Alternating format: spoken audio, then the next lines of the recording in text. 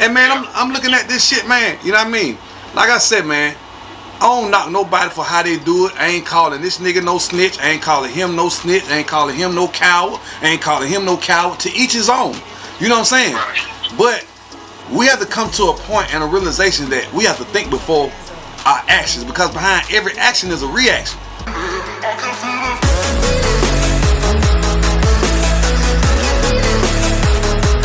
But ain't nowhere in the hell with the brain I done got and the age I done made it to, I'ma let somebody say something on the internet and bring me out of my composure. If I give you my word, that's what I stand on. Loyalty and trust is what I stand on. Family and love is what I stand on. Talking big, big. I knew that one day that I could make it big, big. I'm talking how to stay smoking without a sense. Now we get up and do it like we got a big rig. It's getting serious. I know you're curious. Took some losses through the process, had me furious. But I got eyes on the vision, can't get delirious. Fall in love with the game and then you marry it. I think I married it. This the anthem. But then once again, I had to take my shoes off and try to put my shoes in and how they thinking, which I can't, but I can try to do it. I don't know what he done been through. You know what I'm saying? I don't know what Tip done been through to actually respond back the way he done responded. But I know one thing I done been seeing him do. I done seen him do this for a while. You know what I'm saying? I seen him, advocate for the community. But the thing what I done seen when it comes to a lot of us as black men, ain't no motherfucking, ain't no loyalty, bro. You know what I'm saying? Like I said, man, in the last time we talked, Dr. King did it, Malcolm X did it, goddamn it, Harry Tubman did it. You know what I'm saying? All these people done went back, man. You gotta have a mindset to want to achieve certain heights and goals, man. Man, everybody ain't worth fucking with, bro. That's right. Come on, man. Everybody ain't worth fucking with, man. Man, if you done made it out of the hood, bro. Man, come on, man. You know how much stuff you can go back and do, man.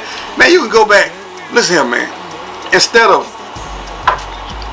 paying these lawyers and that lawyer, why don't you go find somebody in the neighborhood with your LLC or your INC or your sole proprietor, your non-profit business, and send them to school and let that person be your lawyer.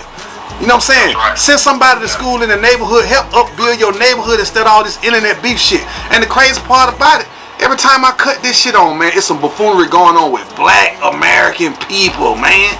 Yeah. You know what I'm saying? It's like some crabs in the barrel type shit, man. You know what I'm saying? Our men beefing and doing dumb shit to each other. Our women goddamn beefing and doing dumb shit to each other. I go on some of these social sites, they posting up fights. 4, 5 motherfuckers jumping on one motherfucker. You know what I'm saying? Girls doing that shit to guys. And man, come on, man, what the fuck going on? Collectively as a whole, we are some powerful people. So it don't do that but take for us to goddamn have a mindset to stick together. You know what I'm saying? Other ethnicities do it. They come over here and just goddamn watch all the buffoonery shit they put on these shows, on the internet, you know what I'm saying, on this YouTube shit, on this social site shit, and they look at us from a distance as if all us act that way. Right. You man, hey man, this some real clown shit here, man. Yeah, and what we don't, we so powerful. This the times of being highlighted when people talk about black and brown and they talk about minorities. They pretty much using. That's basically a message to where they use that umbrella of you discrimination or racism. So Asians, Indians, they understand the power of that and they use it. We just that's why they always want to create a coalition with blacks when they want something or they need something. As soon as they get what they want or they need, then they back to their own little program. So it's just them utilizing our power that we not even using for ourselves. Man, let me tell you something, man. This shit is weird to me, man, to see these Negroes keep going at it over some fucking words and beef and bullshit. Why care what, man, you know what I'm saying, man, why care what another man say about you, man? Fuck what come out of nigga mouth, cause man got a right to say whatever he want to say. That don't mean it gotta goddamn make you react and act a fool behind it. Right. Man, I'm trying to play yourself out of position behind ego and pride. Hey man, let me tell you something, man. Them niggas, man, come on, man. I pray that they open up their eyes and see what's happening, man. It's like goddamn. And then that shit don't do nothing but wind up being some type of bloodshed, man. you know somewhere, even if it's not the actual individual, that's out here, you know what I'm saying, arguing, the actual people that's arguing, you might have a goddamn family member or a fan or something that got a lot of love for you and want to take up that beef for you and fuck their life up. Man, you gotta pay.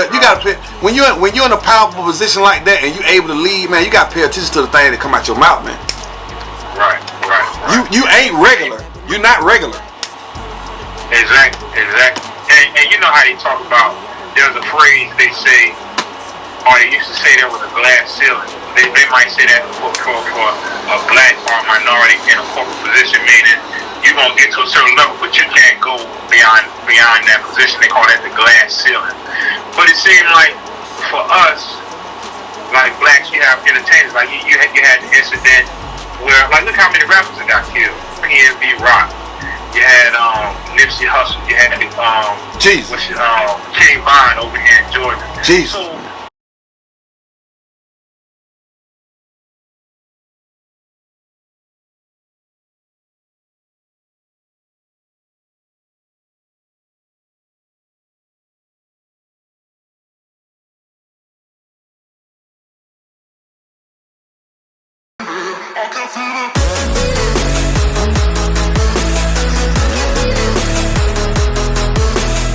it's almost like we create our own glass ceiling, because instead of these people who done attained a certain level of financial freedom, we don't see them linking up. Nipsey tried it, but he was the only one. So instead of seeing these beefs that we see, it's almost like you get to, there's a certain level that for the most part we get to, and then there's division. We seen it with Jay-Z and Dame Dash. They said the seed was planted by Leo Cohen to basically break up what they had going on.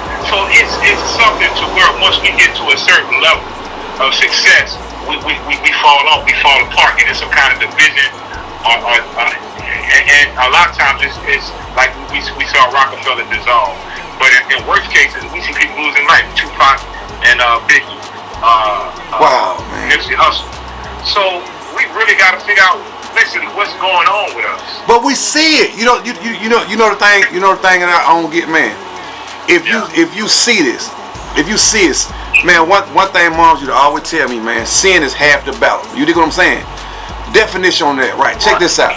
If you can see this shit happening repeatedly, why would you participate in it when it come your way? Because the world don't do nothing, repeats itself. There's nothing new under the sun that ain't already been done. So eventually, shit gonna come around, especially when you living in certain lifestyles.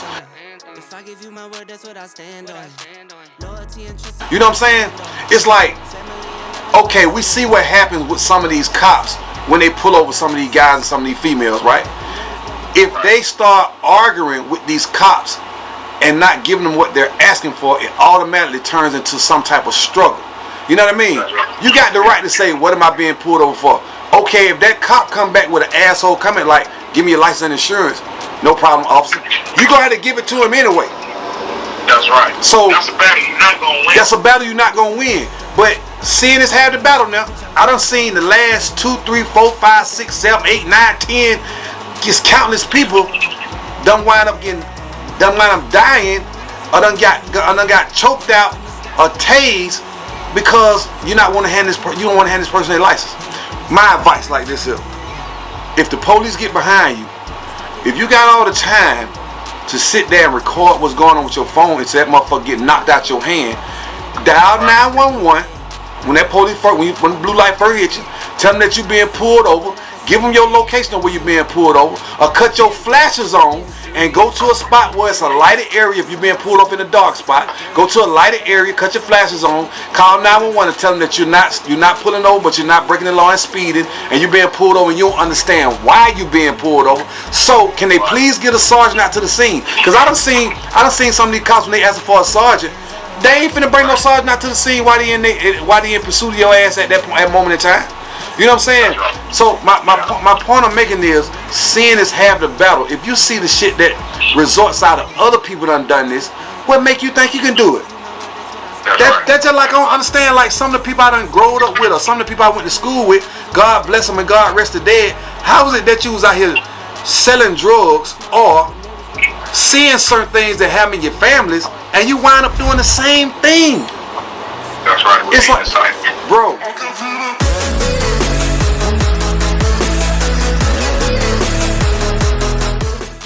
Tell a label match it, yeah, I've been my own boss. I took that leap of faith, yeah, I really dove off. Nothing I need to say, I let the work show off. For my kids, I go hard, gotta go hard. This that